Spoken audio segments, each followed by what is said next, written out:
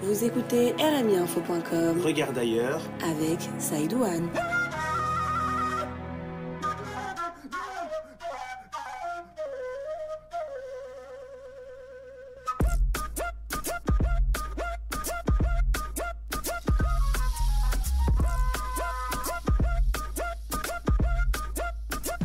Bonsoir et bienvenue dans Regarde d'ailleurs, l'émission consacrée à la Mauritanie et sa diaspora, avec au sommaire de RIMActu un début de dialogue entre le pouvoir et l'opposition en Mauritanie, l'incompréhension des étudiants après l'annulation de la liste des boursiers.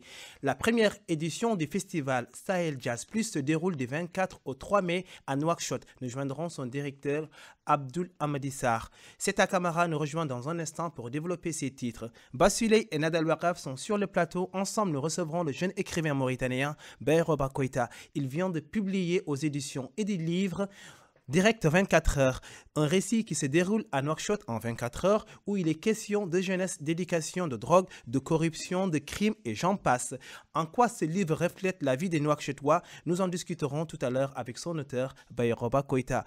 On fera également un tour sur la toile pour l'actu des réseaux sociaux avec Amadou Khan. Enfin, notre invité Bayeroba Koita répondra au questionnaire. Vous connaissez la formule, chers auditeurs. Vous réagissez sur notre page Facebook Regarde d'ailleurs sur rmiinfo.com, mais aussi avec le hashtag RA. C'était le sommaire de ce numéro de Regarde d'ailleurs. Place à RIMActu avec Seta Camara. Seta, bonsoir. Bonsoir. Un début de dialogue entre le pouvoir et l'opposition en Mauritanie. Oui, c'était ce samedi 18 avril. Le MAPROM organisait en France une conférence débat sur le dialogue entre le pouvoir et l'opposition en Mauritanie. Au même moment, à Nouakchott, une rencontre réunissait des représentants du pouvoir en place et ceux de l'opposition du FNDU. Donc, il signifie Forum national pour la démocratie et l'unité. Quelle était l'issue de cette rencontre? Tout d'abord, elle a duré moins d'une heure. Donc les deux parties ont réaffirmé, comme elles le font souvent, leur volonté de mener un dialogue inclusif. L'opposition veut des préalables comme l'accès équitable aux médias, la publication de la déclaration du patrimoine du président ou encore l'engagement formel de l'application des conclusions du dialogue. Sur le fond, l'opposition exige la neutralité de l'armée et de la justice et surtout la libération de Biram Dabeid et de ses camarades. Aujourd'hui, la balle est dans le camp du pouvoir. On passe au deuxième titre, l'incompréhension des étudiants après l'annulation de la liste des boursiers. En effet, le ministère de l'Enseignement supérieur a pris cette décision pour le moins radicale, quelques jours seulement après la Commission nationale des bourses l'avait accordée à peu près 3 398 étudiants. Les raisons évoquées seraient le nombre trop important de boursiers par rapport à l'enveloppe allouée par le gouvernement. Et quelle était la réaction des étudiants? Comme vous pouvez l'imaginer, eux qui réclamaient depuis des années la généralisation des bourses, la JMF a appelé un sit-in devant l'ambassade de Mauritanie à Paris. Le SNEM et d'autres centrales syndicales d'étudiants en Mauritanie ont dénoncé cette décision. Une seconde liste serait publiée ou est en cours de publication. On passe enfin au troisième titre pour finir de la musique. Oui, on finit ce RIMActu en chanson. La première édition de Festival Sahel Jazz Plus s'est ouverte hier à Nouakchott et s'y poursuit jusqu'au 3 mai. Le directeur festival Abdoul Amadissar nous en parle.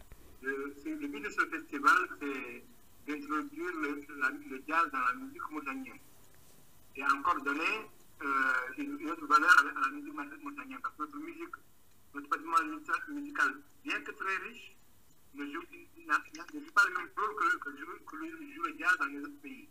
À savoir que le jazz, quelque part, à un certain moment, est devenu un vecteur de rapprochement de paix et d'union. Alors que notre musique, quelque part, ici en Mauritanie, et chaque musicien joue pour son maîtrise. Je veux dire que je ne dis pas que les poulards, ils sont écoutés par des poulards. Il n'y a aucune attente des musiciens. Nous voulons que à ce festival, qu'on crée une musique dans laquelle tous les Mauritaniens se verront. Et que la musique mauritanienne joue un rôle de rapprochement pour l'unité et la paix du pays dans le pays. Un rapprochement entre les cultures. Je rappelle que vous pouvez écouter l'intégralité de cet entretien avec Abdoul Amadissar, directeur festival Sahel Jazz Plus, sur notre site rmiinfo.com dans la rubrique Entretien d'RMI. C'était RIMActu avec Seta Camara. Merci Seta. Merci. Seta qu'on nous retrouve en fin d'émission pour le questionnaire. Vous écoutez Regarde d'ailleurs sur rmiinfo.com. Dans un instant, Bayeroba Koita qui vient de publier Direct 24 heures nous rejoint sur ce plateau. Le temps qu'il s'installe, je vous propose un single sorti d'il y a une semaine. Son auteur n'y va pas par 4 chemins. Il appelle tout simplement la Raïs à quitter le pouvoir. Voici Umzo du collectif Minente dans Quitte le pouvoir. Warriors, keep it warriors. Umzomo minente Warriors. Ra. Warriors. Why come to the Samba Job Warriors? Ra. Mauritania. Revolution is now or never. Keep it the Warriors. President Fernando Bonneledima. Warriors. Keep it the Warriors. We must keep le pouvoir. Warriors. Keep it the Warriors. President Fernando Bonneledima. Warriors. Keep it the Warriors. We must keep le pouvoir. Keep le pouvoir. Mon peuple ana assez monten way kon film endo. Fondre pouvoir mon faut vengeance tout côté bon et sans parler non des idées. Pouvoir militaire. Vous écoutez Mon peuple ana assez changement que Johnny. Mais je dis qu'on s'y file compétent propre non mille condi. Le pouvoir au peuple, l'adhésion au peuple. Qui entend tout le temps, moi général pour le camp. Mon peuple ana assez le diou tabi mum sara. Et ton fils l'a confirmé, devait tenter d'où ne hoda. Ala le yano wodi ko wano, ala pe no wodi ko bonno. So muté de peu de signe que dum tan wada no wano. Quitte le pouvoir, Aziz, quitte le pouvoir. La jeunesse du pays ne veut plus de toi. Et quitte le pouvoir, Aziz, quitte le pouvoir. Le système nous désonore tout le temps. Keep it the Warriors. Vous écoutez Regarde ailleurs sur rmiinfo.com. Dans un instant, notre invité répond au questionnaire. Juste avant, Amadou Kane nous parle de ce qui se passe sur les réseaux sociaux. Tout de suite, place justement à notre invité, Bayoroba Koita. Bayoroba, bonsoir. Bonsoir. Bonsoir à Nada, bonsoir à Basile. Bonsoir. Et également sur le plateau qui a lu le livre de Bayoroba Koita, Direct 24 heures. Vous êtes un jeune écrivain, Bayoroba Koita. Vous venez de publier, juste comme je viens de le dire tout à l'heure, Direct 24 heures, c'est votre premier livre. Ma première question est la suivante. D'où est-ce que vous est venue cette envie de créer des personnages, de raconter des histoires et d'écrire tout simplement? Bah, tout d'abord, je vous remercie de m'accorder cette invitation. Merci d'avoir accepté. Donc, c'est une vraie opportunité pour moi de pouvoir m'expliquer sur mon projet. Donc, l'écriture, pour moi, depuis tout le début, ça a été une passion. Et puis, au fil des années, j'ai vu qu'il y a vraiment des sujets sur lesquels on pouvait débattre. Donc, la société à Nouakchott, il y a plein de choses à dire là-dessus. Je rappelle que votre livre se passe à Nouakchott, oui. Exactement. Donc, j'ai voulu tout simplement montrer c'est-à-dire les actes antimoraux, les actes voilà, antimoraux ou je sais pas. Ou des formes asociales. Asociales ou immorales ou hors la loi, et ainsi de suite. Donc, c'est juste des choses qui sont réprimandées par les autorités. Alors que dans les faits, on voit que dans la société, il y a beaucoup de hors-la-loi, il y a beaucoup de gens qui se fichent de la République et qui se fichent des lois. Et qui font à peu près ce qu'ils veulent. Et qui font tout ce qu'ils veulent. Et on va en parler tout à l'heure en profondeur du livre. Votre livre, comme on l'a dit, s'appelle Direct 24 heures. Déjà, le titre évoque quelque chose. C'est comme si vous avez essayé de condenser la vie des Nouakchottois en 24 heures, je crois. Avant que vous répondiez, je vais donner justement la parole à Nada. Oui, monsieur Koita. Bayoroba Koita. J'ai bien lu votre livre intitulé Direct 24 heures avec un grand intérêt. Vous essayez en fait, quand on vous lit, comme vous le décrivez dans le livre, vous essayez de dénoncer certains phénomènes sociaux tels que la corruption, la délinquance, la drogue, mais aussi vous remettez en cause la morale républicaine. Par contre, j'ai une petite critique parce que je trouve que le titre du livre ne reflète pas complètement le contenu. C'est-à-dire, quand on vous lit, on a l'impression qu'en 24 heures, à Nouakchott, il se passe que ces récits que vous décrivez, en fait. Il y a que des lycéens qui se droguent, le député qui n'accomplissent pas son boulot comme il faut, qui propose souvent des tentatives de corruption, commissaires qui l'acceptent d'ailleurs, ou des femmes qui se droguent.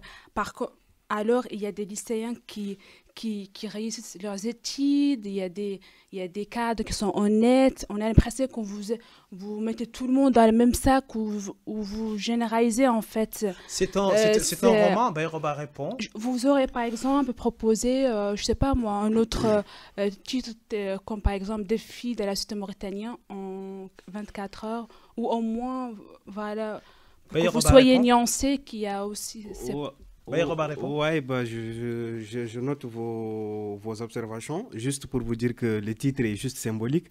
Ce qui m'importe, moi, c'est le contenu du livre, en fait. C'est-à-dire que Direct 24 heures, c'est un titre symbolique, en même temps, c'est un titre évocateur, parce que ce qui est raconté dans le livre est vécu tous les jours en Nouakchott. Pardon. Tous les jours, on a des jeunes qui se droguent, qui ne vont plus à l'école, ou bien qui vont à l'école juste pour aller acheter des hashish ou quelque chose comme ça. On rappelle Oui, quand je même suis le fond du parfaitement livre. d'accord avec vous, mais c'est juste pour nuancer les choses quand même.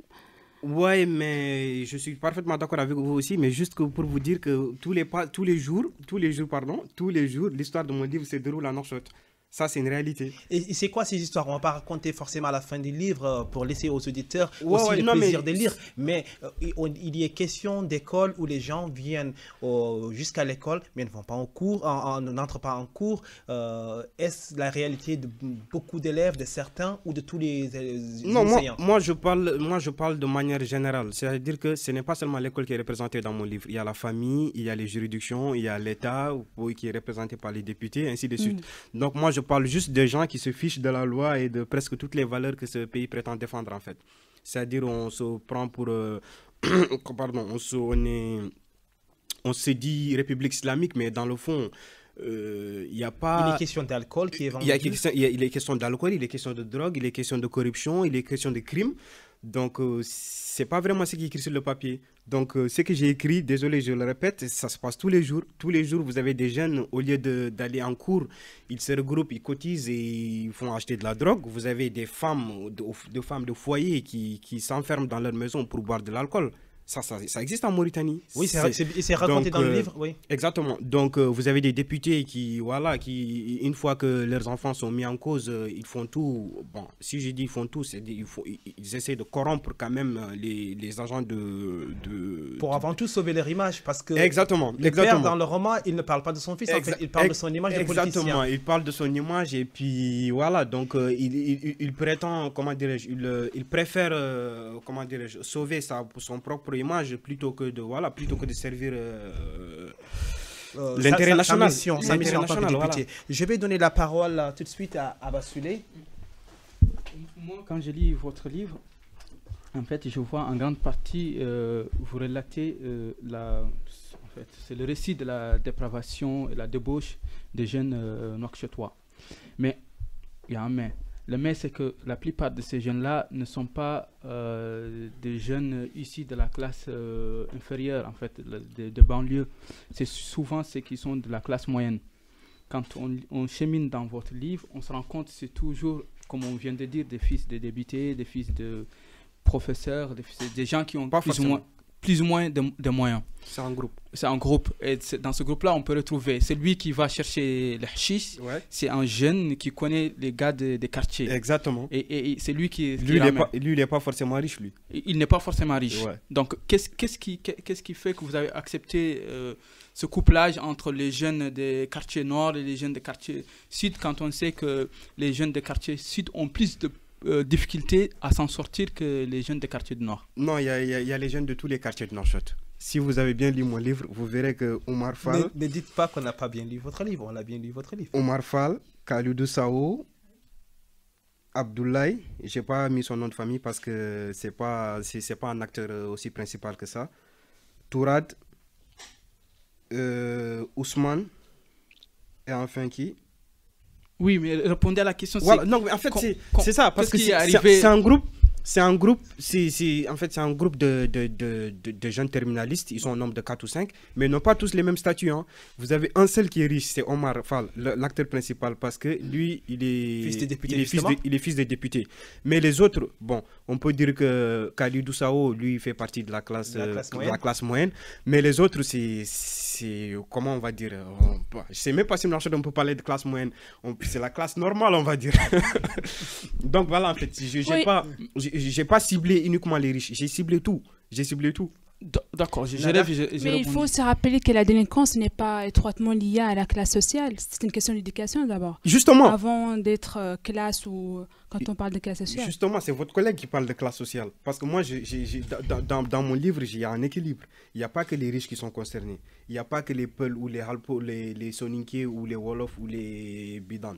tout le monde est concerné dans le livre. Tout le monde est représenté d'une part. Quelque part, ouais. Tout le monde est représenté d'une part. Donc c'est au lecteur de s'imaginer qui est Mor, qui est Halpolar, qui est Soninké, qui est machin. On a du mal, moi ce sera ma critique à moi, je pense que ce sera l'une de mes rares critiques d'ailleurs. On a du mal un peu à accrocher de cette partie, de cette imprégnation, parce qu'en Mauritanie, on aime trop bien citer les Maures, les Soninké, les Wolof, les Polars. Dans votre livre, on ne retrouve pas ça forcément. On a des prénoms. Ouais. On a quelques patronymes, des Sawo. On imagine qu'est-ce qu'ils sont qui. Mais voilà, j'ai pas trouvé de Wool, j'ai pas trouvé de Ba. Et pourtant, ils font les gens. Ouais, le Wool, de toute façon, le Wool, même en Nouakchott, maintenant, ça n'existe plus, le Wool. Parce que dans les nouveaux documents officiels, le Wool a été supprimé. Donc, le Wool, ça ne veut rien dire. Mais quand même, une fois qu'on lit le livre, on saura. Parce que de toute façon, Nouakchott, on sait qui est qui. Donc, il faut pas... Une fois que le livre, vous le lisez, vous saurez exactement... Parce que quand vous lisez un film, c'est comme quand vous suivez un film. Vous faites le film dans votre tête, en fait. Donc, c'est à vous d'imaginer qui est qui est qui. Donc, merci pour ces indications. Donc, il fallait des clés pour comprendre en profondeur votre livre. Comment dire, cette vie que vous décrivez quelque part, est-ce que ce n'est pas, c'est mon sentiment de lecteur, hein, du talent gâché tout simplement, parce que c'est quand même des garçons et des filles, plutôt des garçons d'ailleurs, qui auraient pu réussir d'une certaine façon parce qu'ils sont dans un lycée certainement privilégié, comme de la manière dont vous le décrivez, mais ils ne s'adonnent pas du tout aux études. Ils font tout le contraire. C'est des jeunes, je veux bien les comprendre, mais comment dire, il y a pas comment dire, ils ne font pas ce que font beaucoup de jeunes dans d'autres pays du monde, c'est-à-dire du sport, ça n'apparaît pas. Aller draguer les filles, ça n'apparaît pas. Leur alpha et leur bêta, c'est la drogue. Ouais, non, en fait, c'est juste 24 heures de leur vie. C'est pas toute leur vie qui a été relatée dans le... On parle des romans, nous. Oui, justement. Ouais. Non, donc, en fait, ces jeunes, comment ça s'appelle, ils s'adonnent à la drogue parce que tout simplement, c'est un effet de mode. C'est partout pareil. Dans tout le monde entier. En fait, de toute façon, l'Afrique, nous, en Mauritanie aussi, bon, particulièrement, Mauritanie fait partie de l'Afrique, vous avez comment dirais-je, une importation de la culture occidentale. C'est-à-dire les jeunes, ils copient tout ce qu'ils voient à la télé. Vous voyez. Oui. Donc, c'est dans tous les lycées, hein, pas forcément le seul lycée que j'ai cité, hein, dans presque tous les lycées, vous avez des jeunes... Vous ne donnez pas le nom du lycée, justement. Je ne donne pas le nom du lycée pour des raisons, je sais pas. Pourquoi? Et ces personnages, ils ont existé dans la réalité? Bien sûr, ils ont existé. Bien sûr. Ah oui, donc ces personnages ont existé. On va parler des personnages en profondeur. Juste ici, tu auras la parole tout de suite. C'est à nous parler justement des personnages féminins. Nada plutôt, excuse-moi. Oui, monsieur... Bayer Koba. Vous avez du mal avec Monsieur Koita. Comme dans toutes les émissions, je reviens souvent sur la question des femmes et sa place au sein de la société mauritanienne, surtout quand je suis sur un plateau en face d'un homme intellectuel. Comme vous savez, ils ne sont pas nombreux les intellectuels mauritaniens qui défendent les droits des femmes et qui osent s'exprimer justement sur les droits des femmes, et surtout souvent en 24 heures, si je me permets de reprendre le titre de votre ouvrage, en 24 heures en Mauritanie, à Nouakchott. À Nouakchott ou dans une autre ville si vous voulez, il se déroule les femmes tous les jours sont victimes quand même des viols, des mariages forcés et précoces, mais aussi des inégalités économiques ou sociales, polygamie et autres. Et surtout, souvent, on essaie d'islamiser certaines coutumes pour maintenir ce pouvoir, cette domination masculine sur les femmes. Comment vous voyez la femme mauritanienne aujourd'hui? Pensez-vous qu'elle a pu trouver sa place au sein de sa communauté? La femme mauritanienne a trouvé sa place dans la société depuis très longtemps. Aujourd'hui, dans la société mauritanienne, la femme a toute sa place. L'exemple type dans mon livre, vous avez la femme, la femme du député qui est une excellente femme d'affaires, qui mène sa vie activement. Vous avez... Active, pas si sûr, qui passe toute la journée Par contre, vous n'avez pas suffisamment parlé de la souffrance des femmes mauritaniennes. Ouais, mais en 24 heures. Non, mais c'était pas le but du livre en fait. C'était pas le. Mais vous auriez pu quand même dénoncer cette inégalité homme-femme en Mauritanie. Quand vous parlez des défis de la société mauritanienne en 24 heures, je pense que c'est un sujet très important. Ouais, c'est un sujet très important, mais c'est-à-dire c'est pas le sujet du livre. Le sujet du livre, c'est quoi? C'est de montrer à travers nos actes, à travers nos comportements, comment nous arrivons à contourner la loi. C'est-à-dire à aller au-delà de la loi. Alors que nous disons... D'ailleurs, la question de Nadal est très importante parce que vous donnez quand même une image très policière des jeunes filles notamment qui, au fond, on ne sait pas ce qu'elles font. Elles vont dire qu'elles vont étudier, finalement, elles parlent beaucoup. Sans vraiment étudier, mais contrairement par exemple aux garçons qui se droguent, qui ont des voitures, qui font beaucoup de choses, les filles elles sont déposées par des chauffeurs et voilà, la question de Nada, je pense qu'elle est centrale. Pourquoi cette image très policière? Et vous avez dit qu'elle trouvait sa place depuis très fort longtemps. Non, mais moi je pense que la femme elle a toute sa place dans mon livre. J'aimerais que vous m'avanciez des arguments convaincants. La femme a toute sa place dans mon livre. Pour la simple et bonne raison que de la manière que j'attaque les hommes, c'est de cette même manière-là que j'attaque les femmes. Parce que, pour moi, en fait, moi, ce que je voulais vraiment montrer à travers mon livre, c'est le principe du non-respect de la loi. Ça apparaît très clairement. Exactement. Qu'on soit femme ou homme, qu'on soit grand ou petit, en fait, c'est juste cette image que je voulais montrer. Donc, par ce principe-là, c'est-à-dire à savoir le principe du non-respect de la loi, je montre aussi bien des femmes, aussi bien que des hommes. Par exemple, la femme qui boit, qui boit de l'alcool, ça, j'ai eu même des appels, anonymes, hein, comme quoi que, je sais pas, la Mauritanie, tu ne dois pas te permettre de dire ça, et des femmes qui boivent de l'alcool, or que c'est vrai. Des gens qui t'ont interdit d'en parler. Bien sûr. Ah, oui. Bien sûr. D'ailleurs, il y a une scène dont on ne va pas raconter la fin, et la femme qui a bu, ou bien, des brigands sont passés quelque part par là. Est-ce qu'elle va finalement mourir ou pas? Les auditeurs sauront en achetant et lisant votre livre. Tout de suite, je vais passer la parole à Bassulé qui va nous parler plutôt de la forme du livre. Ouais, je voudrais savoir juste la façon dont votre livre il est écrit, il est un peu quand même spécial. Je voudrais savoir quel genre littéraire vous utilisez, où vous classez. Ma maison d'édition l'appelle genre actualité société. Actualité société. Mais moi je suis très bien conscient que c'est un nouveau genre.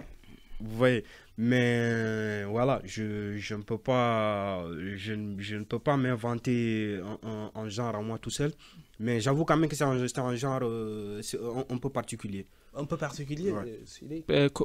Comment vous est-il venu l'idée de faire ce genre-là?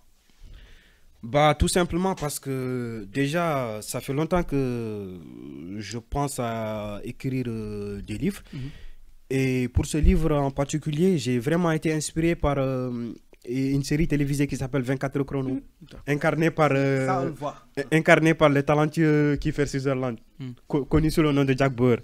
Donc, il m'a vraiment inspiré pour ce livre. C'est pour ça que j'ai fait j'ai fait la méthodologie comme ça. En fait, le timing et tout, j'ai fait 24 heures, chaque heure étant un chapitre, et puis je raconte parfois. D'accord. J'ai une question par rapport à la corruption et la dépravation des mœurs en Mauritanie, et particulièrement en Nouakchott. Est-ce que vos personnages ils représentent la Mauritanie nouvelle, la Mauritanie sous Abdelaziz? En tout cas, ils représentent la Nouakchott nouvelle, en tout cas. Il représente le Nouakchott nouvelle.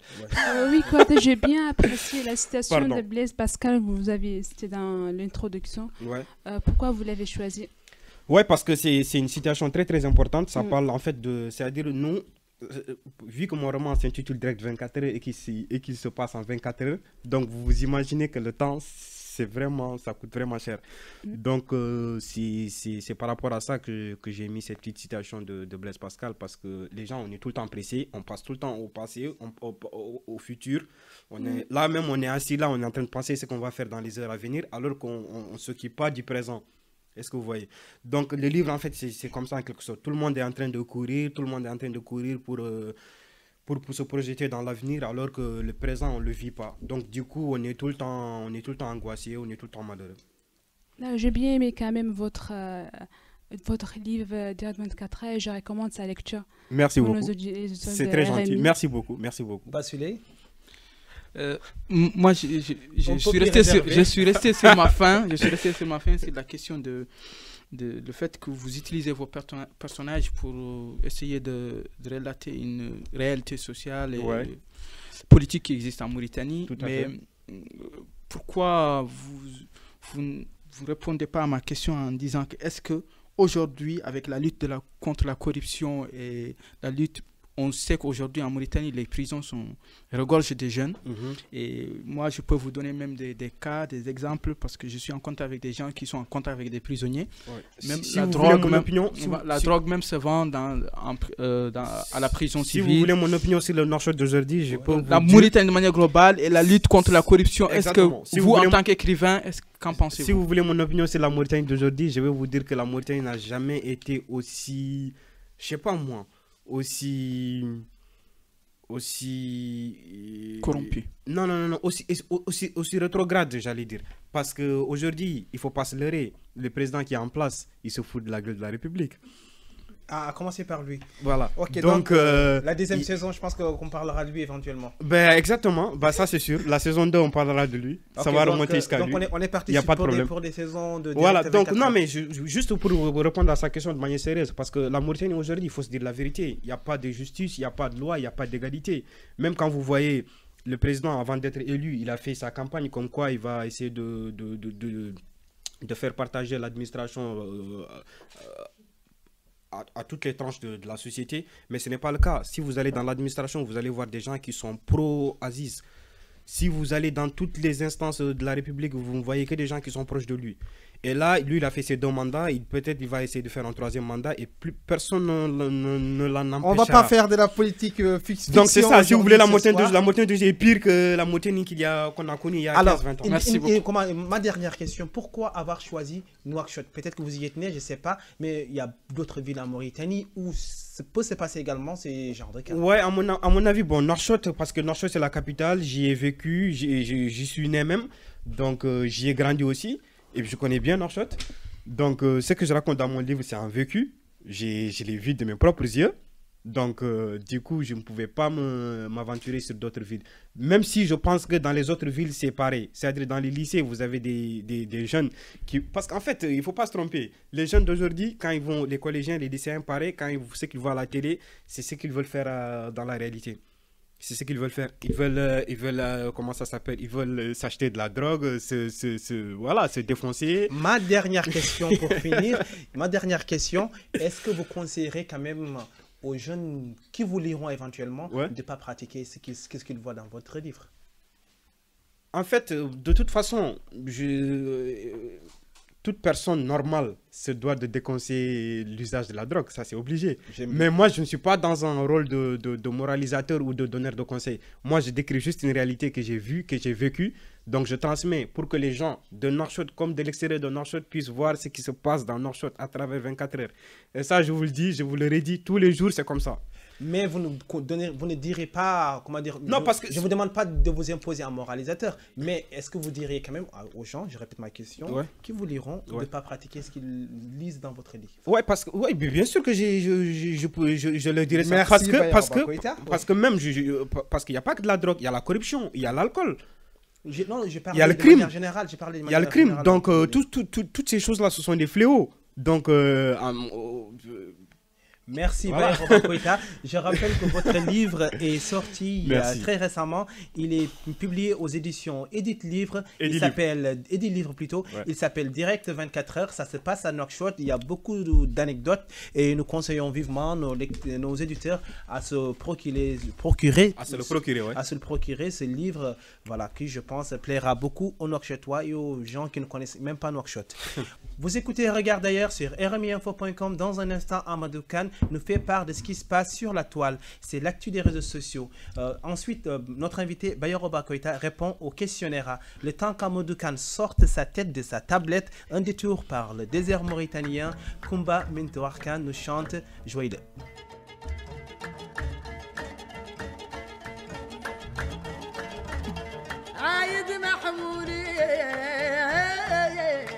Vous écoutez rmiinfo.com. Regarde d'ailleurs.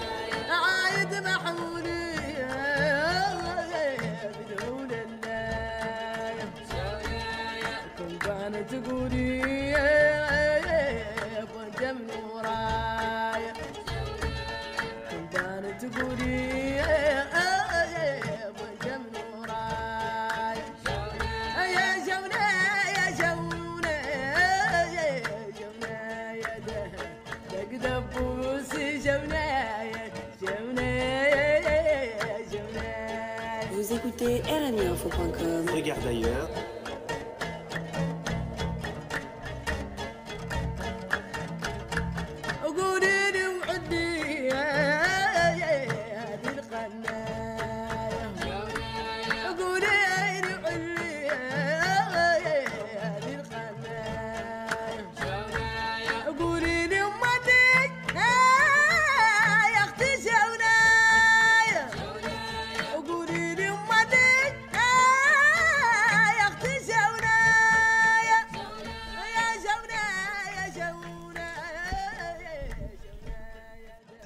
Vous écoutez Regarde d'ailleurs sur RMIinfo.com. Dans un instant, notre invité Bayoroba Koita, auteur des livres Direct 24 heures aux éditions Edith Livre, répond au questionnaire. Tout de suite, ça clique, ça like, ça tweet. C'est l'actu des réseaux sociaux avec Amadou Kane. Amadou, bonsoir. Bonsoir à vous qui nous écoutez sur vos tablettes, vos ordi et vos smartphones. Vous avez compris, c'est l'actualité des réseaux sociaux et c'est votre fidèle serviteur Hakan qui passe à la commande. Je suis tellement fidèle à vous et je ressens un immense plaisir de venir vous raconter mes balivernes que j'ai filé tout de suite à la radio après une journée entière passée à essayer de convaincre mes clients que mon restaurant était le meilleur de Paris. Mais j'imagine que vous vous en foutez complètement, mais bon, moi aussi. Autre chose complètement dingue, mon collègue Si Abdoulaye a raconté le président Hollande dans son lieu de travail et depuis on essaie de le faire descendre du ciel. Je vous jure, sur la tête de Mark Zuckerberg, c'est vrai, puisque c'est Facebook qui me l'a dit. Mais là aussi, vous n'en avez rien à cirer. Je sais, de l'autre côté, vous êtes en train de vous dire que cette émission est en train d'aller en couille, que ce mec est en branleur et ce qu'il est en train de meubler. Je vous suis d'accord avec vous, tout à fait, avec vous, mais c'est tellement n'importe quoi dans ce pays que c'est difficile de trouver un sujet qui est capable de faire tenir une chronique radio de 2 minutes. Vous avez quand même quelque chose à dire, Monsieur Kane? Oh non, c'est doux. Non, même pas la visite d'Aziz à Zouérat, par exemple? Ah oui, celle-là, elle a été pour le moins caillouteuse. La visite d'Iraïs au nord du pays, Aziz a été accueilli par les jets de pierre et par des cris de zéro Aziz, zéro Aziz. Comme on s'y entendait, la TVM a passé sous silence cet incident, mais c'est sans compter sur la présence des blogueurs et des reporters d'un jour qui ont filmé et publié toute la scène sur Facebook. Les réactions étaient nombreuses avec une tendance générale qui s'est dessinée, celle qui consiste à comparer la cité du Nord, poumon économique du pays, au site encore, oui, ou encore aux deux autres. Je vais brièvement citer M. Ibrahim qui dit, je cite, Zouérat, ce n'est pas Bababé, Keidi, Wanwan ou encore Tchalgou, ou les populations qui se comportent comme des moutons à chaque fois que le président vient chez eux. Ou encore, c'est sûr que Zouérat, vache laitière du pays, n'est pas les deux autres. Merci Amadou Kane pour cette actu des réseaux sociaux. Et pour finir, comme à notre habitude dans cette émission, nous aimons espionner nos invités. Pour les cerner, j'avoue qu'en allant sur votre page Facebook, M. Barayaro, Bayoroba. Monsieur Bayakouba Koita. Bayoroba Koita. Ok, M. Bayakouba Keita. Koita. On va y arriver. Bayoroba Koita. Bon, j'avoue qu'en allant sur votre page Facebook, mais j'ai eu du mal à me faire une idée. Du coup, je vous pose la question, de quel type de Facebooker êtes-vous? Bah, un Facebooker normal. J'ai juste comment ça s'appelle? Un compte Facebook comme tout le monde. Et de quoi vous parlez sur votre page Facebook? Bah, je parle de rien. Comment dirais-je? Je me mets en relation avec mes amis, la famille. Et maintenant, voilà. Vos lecteurs? Peut-être. D'accord. Merci à vous et je vous rends l'antenne, monsieur. Merci Amadou Kane pour cette chronique très caillouteuse aussi, un peu comme la visite d'Aziz. Vous écoutez Regarde d'ailleurs sur RMIinfo.com. C'est à Camara. Revenons sur ce plateau dans un instant pour le questionnaire face à lui, Bayoroba Koita. Regarde d'ailleurs sur RMIinfo.com se poursuit. C'est à Camara et sur le plateau face à lui, Bayoroba Koita. C'est le questionnaire. Bayoroba répond au questionnaire. Tu nous expliques un peu le principe? Alors, c'est très simple. Il faut répondre à un maximum de questions en 2 minutes. Si vous répondez à 10 questions, vous avez gagné. C'est pas d'avoir tort ou raison, c'est simplement le fait d'y répondre, tout simplement. Êtes-vous prêt, monsieur Koita? Je suis toujours prêt. Alors, au goûter d'après-midi, vous êtes plutôt beignet, fataya ou tchèb réchauffé? Tchèb réchauffé, ah ouais. Quel est le dernier concert d'artistes mauritaniens que vous avez vu? Alors, le dernier concert d'artistes mauritaniens que j'ai vu, c'était en Mauritanie. Donc, ça doit être Yero Gainakou, du groupe Minente. Ok. Et puis, c'est un rappeur que j'aime bien aussi. Ah bah parfait. Entre le mbahal et le daring, quel est votre plat préféré? Je préfère le daring de loin. D'accord. Quel Là, au quartier moins, il y a la tomate. Quel quartier préférez-vous à Nouakchott? Bah, mon quartier, Iloa, sans discussion.